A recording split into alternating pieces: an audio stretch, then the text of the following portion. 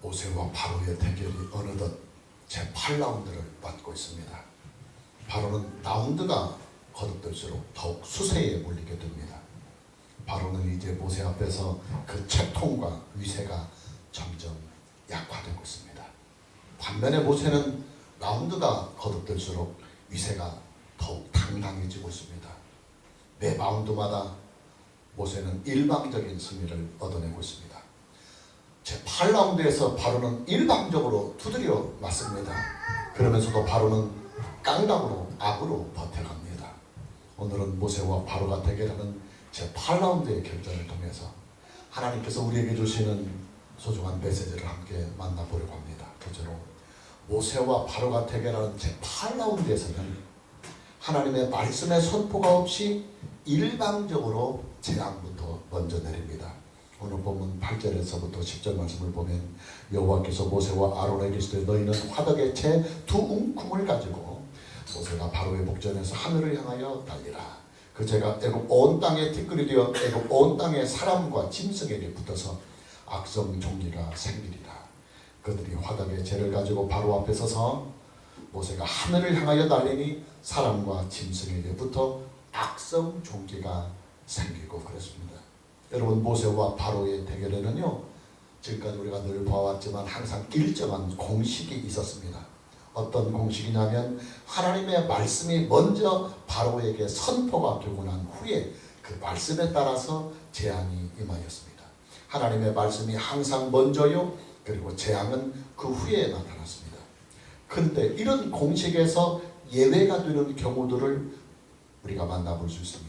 셋째 재앙인 이 재앙이 그렇고, 오늘 본문 말씀에 나오는 악성 종기의 재앙이 그렇고, 또 우리가 다음에 만나볼 9번째 재앙인 흑암의 재앙은 하나님의 말씀의 선포가 없이 일방적으로 재앙이 먼저 내립니다. 사전에 바로에게 예고나 경고가 전혀 없이 재앙이 임하는 것입니다. 아주 중요한 부분입니다. 먼저 우리는 모세와 바로가 대결하는 공식부터 알아봐야 합니다. 여러분, 모세와 바로의 대결은요, 항상 하나님의 말씀이 먼저 선포가 된 후에 그 선포된 하나님의 말씀에 대한 바로의 반응에 따라서 재앙이 임하였습니다. 여러분, 이 공식은 원칙입니다. 그리고 룰입니다. 하나님은 세상을 심판하시거나 사람을 심판하실 때는 항상, 그리고 반드시 말씀부터 먼저 주시고 징계를 하시고, 말씀을 먼저 주시고 그 말씀에 따라서 심판도 하시는 것입니다. 하나님은요, 심판이나 징계보다는 구원을 선호하시는 분이십니다. 비록 죄인이라 할지라도 용서받을 수 있는 기회를 충분하게 주시는 분이십니다. 하나님은 은혜 베푸시기를 기뻐하십니다. 왜냐하면 하나님의 성품이 그래요. 여러분, 하나님의 성품은요, 대표적인 성품이 사랑입니다. 성경은 하나님을 사랑이라고 말씀하십니다. 그런데 여러분, 성경이 하나님은 사랑이시라고 말할 때 그 말씀이 무슨 말이냐면 하나님의 성품은 그 자체가 완전한 사랑이다, 그 말이에요. 성품 자체가 사랑으로 되어 있다. 사랑의 하나님은요, 죄인을 심판하실 때에도 심판을 피해 갈 수 있도록 구원의 길을 먼저 만들어 주십니다. 하나님은 세상을 심판하실 때도 용서를 받을 수 있는 기회를 먼저 주신 후에 그리고 심판하십니다. 어떻게 기회를 주시냐면 선포된 하나님의 말씀을 통해서 기회를 주시는 것입니다. 여러분, 하나님의 모든 역사는요, 항상 하나님의 말씀이 먼저 선포가 됩니다. 그리고 말씀의 선포가 있다고 하는 이 사실은 우리에게 구원의 기회가 주어지고, 그리고 용서받을 수 있는 기회가 주어진다고 하는 말입니다. 하나님은 바로에게 재앙을 내리시기 전에요, 항상 바로에게 말씀부터 먼저 선포해 주셨습니다. 하나님의 말씀의 전달자는 모세였고, 그리고 모세를 대변하는 사람이 바로 아론이었습니다. 그런데 이런 원칙과 이런 룰에서 벗어나는 듯한 재앙이 바로에게 3번이 등장합니다. 여러분, 원칙이라고 하는 것은 예외가 없이 모든 상황에서 다 지켜져야만 이것이 원칙입니다. 그런데 왜 10번의 재앙 중에서 3번은 원칙이 지켜지지 않느냐고 반문할 수도 있을 것입니다. 그러나 여러분, 우리는 이것을 알아야 합니다. 하나님의 원칙은요, 예외가 없습니다. 반드시 그 원칙대로 됩니다. 그래서 원칙이고 그것이 바로 진리가 되는 것입니다. 자, 여러분, 총 10번의 재앙 중에서 3번의 재앙은 왜 하나님의 말씀의 선포가 없이 재앙부터 내려오냐 하면은요, 그 3번의 모든 재앙들은 재앙이 내려지기 직전에 바로의 행동에 대한 어떤 큰 잘못이 있기 때문에 그렇습니다. 하나님은 이미 바로에게 말씀을 선포해 주셨습니다. 이스라엘 백성들을 애굽에서 내보내라고 말입니다. 그리고 만일 바로가 하나님의 선포된 이 말씀을 거역하는 경우에는 재앙을 내리시겠다고 하는 강력한 경고까지도 이미 하나님의 말씀을 통해서 주셨습니다. 하나님은 선포된 하나님의 말씀의 수순에 따라서 지금 바로에게 재앙을 내리십니다. 문제는 바로의 태도입니다. 바로의 반응입니다. 바로는요, 하나님이 내리시는 재앙이 임하자 그 재앙을 우선 피해보려고 모세에게 거짓 약속을 합니다. 재앙만 거두어 두면 이스라엘 백성들을 내보내겠다고 그렇게 약속을 합니다. 모세는 일단 바로가 그렇게 약속을 하니까요, 하나님께 기도해서 재앙을 멈추게 합니다. 그런데 바로는요, 재앙이 멈춰지면 곧바로 태도를 바꾸어서 그가 모세에게 한 약속을 그냥 뭉개버리고 마는 것입니다. 여러분, 하나님의 말씀에 선포가 없이 재앙부터 내리는 경우는 3번 다 이런 경우에 내립니다. 바로가 거짓 약속을 남발하면서 재앙만 피해가려고 하니까 하나님은 바로에게 그 책임을 물어서 예고 없이 재앙을 내리시는 것입니다. 그렇다면 여러분, 우리는 다시 이것을 알아야 합니다. 말씀의 선포가 없이 재앙부터 내리고 말씀의 선포가 없이 심판이나 징계가 내리는 경우도요, 사실은 말씀의 선포가 앞전에 미리 있었습니다. 말씀의 선포가 없이 내려지는 재앙은요, 그 재앙이 내려지는 바로 앞 사건에서 이미 하나님의 말씀이 선포되었습니다. 여러분이 한번 판단해 보십시오. 한 달 전에 하나님은 말씀을 선포해 주셨습니다. 그리고 일주일 전에 다시 하나님의 말씀이 선포되었습니다. 그리고 어제 다시 하나님의 말씀이 선포됐습니다. 그런데 오늘까지 하나님의 그 선포된 말씀을 듣지 않고 거역합니다. 그런데 하나님이 오늘 예고 없이 재앙을 내리고 심판을 내리는 그런 상황입니다.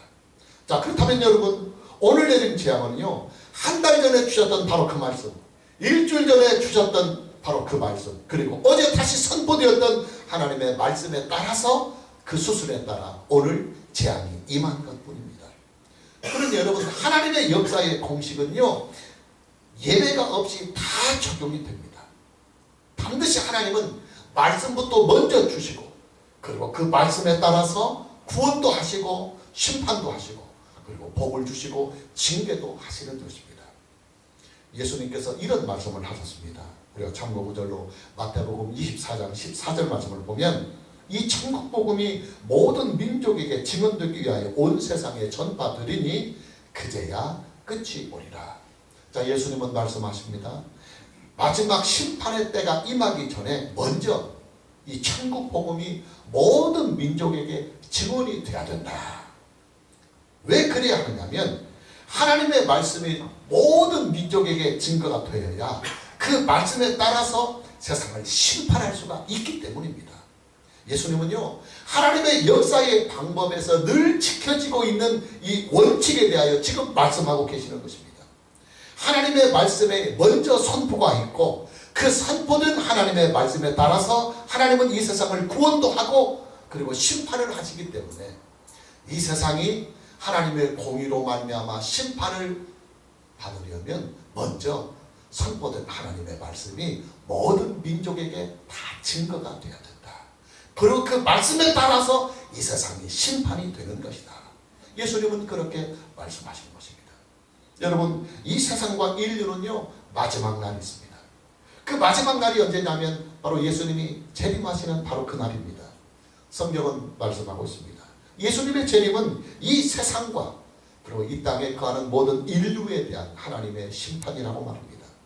예수님의 재림은 하나님을 대적한 악한 세력들에 대한 완전하고도 영원한 심판이라고 성경은 말씀하고 있습니다. 그러나 감사하게도 하나님은 심판을 행하시기 이전에 구원의 말씀을 미리 우리에게 주십니다. 그 구원에 선포된 말씀이 뭐냐면 주 예수를 믿으라는 거예요. 할렐루야. 예수 그리스도를 너의 구주와 주님으로 믿으면 하나님께서 세상을 심판하시고 인류를 심판하실 때 너는 심판의 자리에 있지 아니하고 구원의 자리에 이를 것이라고 하시는 하나님의 말씀이 먼저 우리에게 선포되는 것입니다. 예수 그리스도를 믿는 일이 왜 구원의 기준이 되느냐? 예수 그리스도께서 우리의 죄를 대신하여 속죄의 제물이 되셨기 때문입니다. 뿐만 아니라 예수 그리스도는 죽은 자 가운데서 다시 살아나셔서 지금 하나님 우편에서 믿는 자들의 중보자가 되셨기 때문입니다. 여러분, 목사의 설교는요, 하나님의 구원의 말씀을 선포해 주는 일입니다. 성경에 기록된 하나님의 구원의 말씀을 목사는 성경을 해석하고 그 성경을 적용을 해서 성도들에게 하나님의 구원의 말씀을 선포해 주는 것이 바로 목사의 설교의 대입니다. 말씀이 선포가 돼야만 선포된 그 말씀에 따라서 구원의 기회가 오니까요. 이뿐만이 아닙니다. 여러분들은요, 목사의 설교를 듣고 또 목사의 설교를 통해서 배우고 그리고 목사의 설교를 통해서 믿게 된 하나님의 이 구원의 말씀을 가지고 여러분이 믿어서 구원함을 얻고 또 여러분이 누리는 그 구원의 기쁨을 여러분의 가족들과 여러분의 이웃들에게 선포해 줘야 합니다. 그래야 그들에게도 구원의 기회가 오는 것입니다. 하나님께서 이 세상을 심판하시기 전에 하나님의 성품이 사랑이시기에 우리를 심판의 자리에 있기를 원하지 아니하고 우리를 구원해 주시기를 원하여서 미리 심판하시기 전에 우리에게 구원의 말씀을 주시는 것입니다. 그리고 그 구원의 말씀을 기록한 것이 성경입니다. 그렇기 때문에 여러분들이 하나님의 말씀인 성경을 듣는다고 하는 이 자체가 구원받을 수 있는 기회요, 은혜 받을 수 있는 기회이며 또 여러분들이 목사의 설교를 통해서 하나님의 말씀을 들으면 그 들은 하나님의 말씀을 가지고 여러분이 사랑하는 사람들에게 선포해 줘야 합니다. 그래야만 그 선포된 말씀을 통하여 그들이 심판의 날에 구원을 받을 수 있는 믿음이 생기게 되는 것입니다. 물론 말씀이 선포가 된다고 해서 무조건 다 구원을 받는 것은 아닙니다. 선포된 하나님의 말씀을 믿고 순종을 해야만 구원을 얻을 수가 있습니다. 주 예수 그리스도를 믿으라고 하는 이 선포되는 하나님의 말씀을 믿고 우리의 구주 되시고 우리의 주님 되시는 예수 그리스도를 우리의 믿음의 주님으로 우리가 믿어야 합니다. 그래야 구원을 받을 수 있는 것입니다. 여러분, 우리에게요, 하나님의 말씀이 선포가 되고 있다고 하는 이 사실은 우리에게는 구원받을 수 있는 기회를 얻는 것입니다. 은혜를 얻을 수 있는 기회를 얻는 일입니다. 그런 여러분, 하나님의 말씀이 선포되는 이 시간이요, 얼마나 귀하고 얼마나 큰 은혜며 축복인지 모릅니다. 따라서 여러분들은 하나님의 말씀이 강단에서 선포되는 이 하나님의 놀라우신 은혜를 움켜잡아야 합니다. 그리고 내 것으로 만들어야 합니다. 여러분, 이 세상에 대한 최후의 심판은요, 일방적으로 행하십니다. 그리고 인류에 대한 최후의 심판도 하나님은 일방적으로 행하십니다. 그리고 한 인간의 죽음도 하나님은 일방적으로 행하십니다. 여러분, 저와 여러분은요, 이 세상의 마지막 날을 전혀 알 수 없습니다. 또 인류의 최후의 날을 우리는 전혀 알 수 없습니다. 그리고 우리들 자신들의 최후의 날을, 우리들 자신들의 죽음의 때를 우리는 전혀 알 수 없습니다. 이 세 가지의 사건들은요, 하나님의 주권을 가지고 일방적으로 행하십니다. 왜 일방적으로 행하시느냐면 이미 선포된 말씀을 통하여 충분하게 기회를 주셨다고 판단하시기 때문입니다. 이미 하나님의 선포된 말씀을 통하여 성도들에게 구원을 받고 은혜를 받고 용서를 얻고 하나님의 은혜 안에 거할 수 있는 충분한 기회와 시간을 주었다고 하나님은 판단하시기 때문에 이 세상을 심판하시고 인류를 심판하시고 그리고 우리의 인생을 마지막으로 정리해 가시는 우리 인생의 최후의 날은 하나님의 주권을 가지고 일방적으로 행하십니다. 그래서 여러분, 우리는 그때를 알지 못합니다. 그래서 우리는 하나님의 말씀이 선포되는 이 날에 내가 구원받고 은혜받고 그리고 하나님 앞에 설 수 있는 마지막 기회라고 생각해서 하나님의 말씀이 선포될 때 그 말씀을 여러분 움켜잡아야 합니다. 그리고 그 말씀을 여러분 자신들 것으로 만들어야 하는 것입니다. 오늘 저와 여러분 모두에게 하나님의 선포된 말씀을 들을 수 있는 이 구원의 기회를, 은혜 받을 수 있는 이 기회를 잘 부여잡을 수 있기를 주님의 이름으로 축복합니다. 두 번째로 모세와 바로가 대결하는 제8라운드에서는 애굽의 요술사들까지도 악성 종기가 임합니다. 본문 11절 말씀을 보면 요술사들도 악성 종기로 말미암아 모세 앞에 서지 못하니 악성 종기가 요술사로부터 애굽 모든 사람에게 생겼습니다. 여러분, 바로에게 있어서 애굽의 요술사들은요, 바로의 자존심을 그나마 버티게 해주는 바로의 버팀목이었습니다. 근데 그 요술사들마저 악성 종기가 생겨서 아예 바로 모세 앞에 서지도 못하고 있다고 하는 이 사실은요, 이제는 바로가 완전히 패배하고 있다는 말입니다. 바로는 지금 철저하게 패배하고 있습니다. 그리고 바로는 모세 앞에 철저하게 굴욕을 받고 있는 것입니다. 바로는요, 모세와 대결하는 제8라운드에서는요, 모세에게 일방적으로 패했습니다. 모세에게 처절하게 패했습니다. 모세에게 무참하게 패했습니다.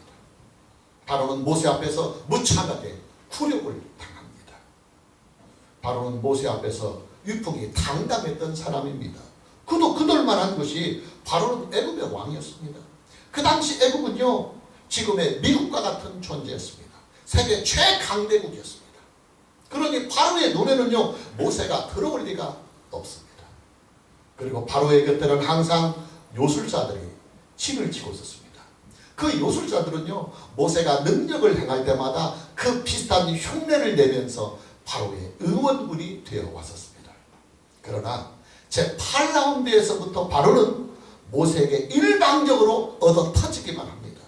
심지어 그와 그의 방패 노릇을 했던 요술사마저도 다 얻어 터지고 맙니다. 그 요술사들이 아예 모세 앞에 서지도 못하고 있습니다. 바로는 지금 서서히 침몰해 가고 있습니다. 바로는 지금 서서히 바스라져 가고 있습니다. 여러분 보십시오. 애굽 전역에 내린 악성 종기가요, 어떻게 발생이 되는지 오늘 성경을 봅시다. 8절과 9절 말씀을 보면 여호와께서 모세와 아론에게 이르시되 너희는 화덕의 채 두 웅큼을 가지고 모세가 바로의 목전에서 하늘을 향해서 날리라. 그 채가 애굽 온 땅에 티끌이 되어 애굽 온 땅의 사람과 짐승에게 붙어서 악성 종기가 생기리라. 애굽 전역에 발생한 악성 종기는요, 모세가 궁중에 날린 화덕의 채 두 웅큼, 이것이 티끌이 되어서 발생한 악성 종기였습니다. 여러분, 지금 하나님은 바로에게요, 실물 교육을 시키고 있는 것입니다. 바로야, 너 말이다. 네 권세나 네 권력은 채와 같은 것이다. 네 권세나 네 권력은 말이다, 두 웅큼의 채만도 못한 것이다. 네 권세나 네 권력은 말이다, 채가 되어서 허공의 티끌처럼 사라져버리고 말 것이다. 그리고 바로야, 너 말이다, 네가 믿고 까불었던 그 권세가 말이다, 너에게는 오히려 악성 종기가 되어서 너에게 돌아오고 말 것이다. 여러분, 인간이 의지하는 모든 것들은요, 완전하고도 영원한 방패막이가 되지 못합니다. 사람들이 믿고 사람들이 의지하는 것들은요, 온전하고도 영원한 울타리가 되어주지 못합니다. 사람들이 믿고 까불었던 권세, 그리고 의지하였던 돈, 그리고 지식, 그리고 능력들은요, 마지막 날을 되면 두 웅큼의 채가 되고 말 것입니다. 그리고 허공으로 다 날아가 버리고 말 것입니다. 이뿐만이 아니에요. 인간이 그렇게도 믿고 의지했던 그 모든 것들은요, 마지막 날에는 그것이 나에게 악성 종기로 돌아옵니다. 우리는 하나님을 믿고 하나님을 의지해야 합니다. 창조자를 믿고 창조자를 의지해야 합니다. 우리는 구원자를 믿고 구원자를 의지해야 됩니다. 전능자를 믿고 그리고 전능자를 의지해야 합니다. 우리는 사랑과 그리고 은혜와 공율의 주이신 하나님 우리 아버지를 믿고 의지해야 합니다. 하나님 이외의 다른 모든 것들은요, 다 한계가 있어요. 능력의 한계가 있고 시간의 한계가 있고 그리고 부족함의 한계가 있습니다. 그러나 하나님은 전지전능하신 분이십니다. 하나님에게는 한계가 전혀 없습니다. 하나님은 전지전능하시며 완전하시며 그리고 영원하시며 어디에서나 계시는 충만하신 분이시며 그리고 완전한 선과 의의 하나님이십니다. 사랑의 하나님이십니다. 오늘 저와 여러분 모두에게 우리 주 예수 그리스도 안에서 하나님을 믿고 하나님께 순종하며 사는 은혜가 있기를 주님의 이름으로 축복합니다. 세 번째로 애굽에 내린 6번째의 재앙인 악성 종기는요, 지금까지의 재앙과는 다르게 사람의 몸에 직접적으로 임한 재앙이었습니다. 본문 10절 말씀을 보면 그들이 화덕의 재를 가지고 바로 앞에 서서 모세가 하늘을 향하여 날리니 사람과 짐승에게 붙어 악성 종기가 생겼다. 여러분, 하나님께서 애굽에 내린 재앙은요 총 10번이었습니다. 근데 그 10번의 재앙 중에서 8번의 재앙은 자연과 환경에게 내린 재앙이고 2번의 재앙은 사람에게 직접 임하는 재앙이었습니다. 사람에게 직접적으로 임한 이 2번의 재앙 중에서 첫 번째 재앙이 오늘 본문에 나오는 악성 종기의 재앙이고 마지막 재앙은 애굽의 모든 장자들을 치시는 마지막 10번째의 재앙입니다. 여러분, 하나님의 징계와 하나님의 심판에는요 자연을 통해서 내리는 징계가 있고 그리고 인간에게 직접 내리는 징계가 있습니다. 자연에 내리는 재앙은요 간접적인 징계요 그리고 1차적인 징계입니다. 그러나 자연에 내리는 재앙에도 회개를 하지 않으면 그때는 하나님은 인간에게 직접 재앙의 대상이 되게 합니다. 사람이 징계의 대상이 되는 것입니다. 마태복음 24장 3절 말씀을 보면 예수님의 제자들이 예수님에게 이런 질문을 합니다. 예수님, 주의 일하심과 세상 끝날에는 무슨 징조가 있겠습니까? 하고 예수님의 재림을 앞두고 나타나는 징조와 현상에 대하여 예수님의 제자들이 예수님께 질문을 합니다. 그래서 예수님께서 예수님의 재림과 세상 끝날에 나타날 여러 가지의 징조들을 쭉 말씀해 주십니다. 그런데 예수님께서 제자들에게 말씀해 주시는 말세의 징조들을 쭉 보면 결국은 2가지입니다. 첫째는 자연에 내리는 징조고 그리고 둘째는 사람에게 나타나는 징조입니다. 우리가 이제 수요일날 요한계시록 강의를 했습니다만 여러분 요한계시록을 보면요 7인 재앙, 7 나팔 재앙 그리고 7 대접 재앙이 나옵니다. 이 모든 재앙들은요 다 세상 끝날에 있게 될 말세의 징조들을 보여주는 것입니다. 근데 여러분 요한계시록에 나타나고 있는 이 모든 말세의 징조들도요 결국은 2가지예요. 자연에게 임하는 징조 그리고 인간에게 임하는 징조입니다. 무슨 말이냐? 하나님의 징계와 하나님의 심판은요 자연과 환경을 통해서 주시는 징계와 심판이 있고 사람에게 직접 임하는 징계와 심판이 있는 것입니다. 자연과 환경을 통해서 주시는 징계와 심판은요 간접적인 징계요 그리고 간접적인 심판입니다. 고통은 크겠지만은 그래도 아직은 사람은 살 수 있습니다. 그러나 사람에게 직접 임하는 하나님의 징계와 하나님의 심판은요 직접적인 징계요 그리고 직접적인 심판입니다. 자칫하면 생명을 이룰 수도 있는 것입니다. 여러분, 바로에게 내린 하나님의 마지막 재앙이 무엇이냐면 애굽의 장자들에게 내리는 재앙이었습니다. 하나님은 애굽에 있는 모든 장자들을 치십니다. 바로는요 이 마지막 재앙으로 그의 왕권을 승계받아야 할 장자를 잃어버립니다. 그리고 애굽의 모든 신하들과 애굽의 모든 백성들까지도 모두 다 모든 집들이 다 장자를 잃어버리고 맙니다. 바로는요 이 마지막 재앙에 결국은 무릎을 꿇고 항복을 합니다. 버티고 또 버티다가 결국은 이 한 방으로 말미암아 바로는 이스라엘 백성들을 애굽에서 내보내게 됩니다. 여러분, 우리가 살고 있는 이 세계는요 지금 자연의 재앙이 끊이지 않고 일어나고 있습니다. 그리고 그 자연의 재앙이 점점 더 심각해지고 있습니다. 요즘 우리나라에 가장 심각하게 나타나고 있는 미세먼지 그리고 쓰레기 문제 갈수록 점점 심각해지고 있습니다. 이뿐만이 아닙니다. 사람에게 직접 나타나는 재앙들도 끊이지 않고 더 심각해지고 있습니다. 전쟁과 테러, 그리고 아주 끔찍한 범죄들이 계속해서 일어나고 있습니다. 그리고 더 많아지고 있습니다. 여러분, 이 모든 현상들은요, 우리가 살고 있는 이 세상이 지금 점점 마지막 때를 향하여 달려가고 있다고 하는 성경의 징조입니다. 가장 심각한 말세의 현상은요, 기독교의 타락입니다. 그리고 이단들의 출현입니다. 여러분, 기독교의 타락과 이단 세력의 출현은요, 마지막 때에 일어나는 여러 징조들 중에서 가장 심각한 영적인 현상입니다. 저와 여러분은 시대를 분별해야 합니다. 지금 우리가 살고 있는 이 시대가 어떤 시대인지, 그리고 사람을 분별해야 합니다.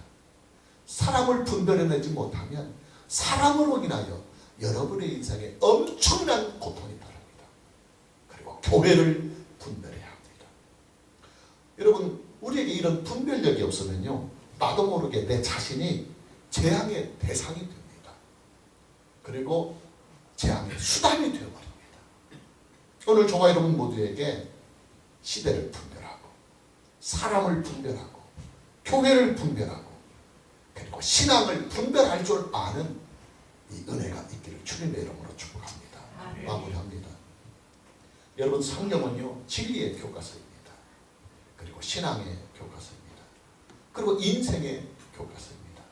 이뿐만이 아니라 성경은요, 역사의 교과서이기도 하며, 그리고 가장 중요한 것은 구원의 교과서입니다. 우리가 살고 있는 이 세상의 과거와 현재와 미래의 모습이 성경에 다 있습니다. 우리가 구원을 받고 영생을 누리게 될 미래의 희망도 다 성경에 기록이 되어 있습니다. 우리는 성경을 배워야 합니다. 그리고 그 성경을 믿어야 합니다. 그리고 성경으로 살아야 합니다. 이것만이 우리가 희망을 가지고 살아갈 수 있는 유일한 구원의 길이며 축복의 길이며 은혜의 길인 것입니다. 오늘 저와 여러분 모두에게 성경을 배우고 성경을 믿고, 그리고 그 성경이 우리의 가슴에 들어올 때 성경에 순종하고 성경대로 인생을 살아가는 이 놀라운 은혜가 있기를 주님의 이름으로 축복합니다. 찬양합니다.